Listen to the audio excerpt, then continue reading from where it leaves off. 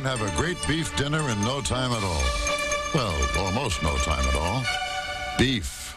It's what's for dinner. Remember those ads? It's been years since we've seen the old beef, it's what's for dinner ads here on television. What you might not know is that campaign was funded by a $1 per cattle fee paid for by ranchers. It's called a checkoff. That money doesn't go as far as it did back in the 1980s and 90s. But with beef prices going up, ranchers in Texas are considering an additional $1 checkoff fee to fund a new campaign. As KXAN's Ignacio Garcia explains, it's an effort to make sure you keep beef on the menu instead of other meats.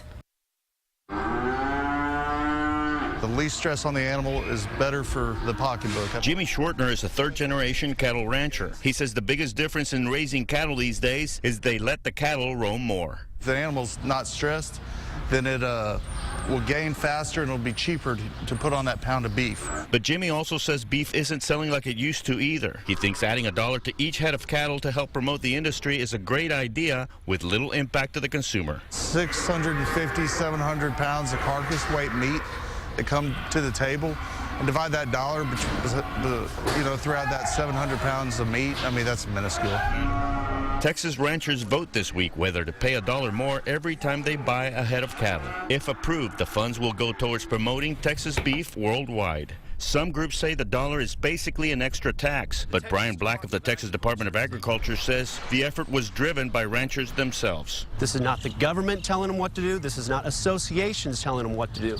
This is an opportunity for them to vote for this program. And with a continuing drought keeping cattle profits down, this would be a good deal for us because it's an investment in advertising. That's all it is.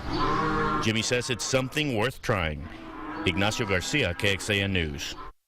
The money raised would be managed by the Beef Promotion and Research Council of Texas. If approved, the collection of funds would begin on October 1st.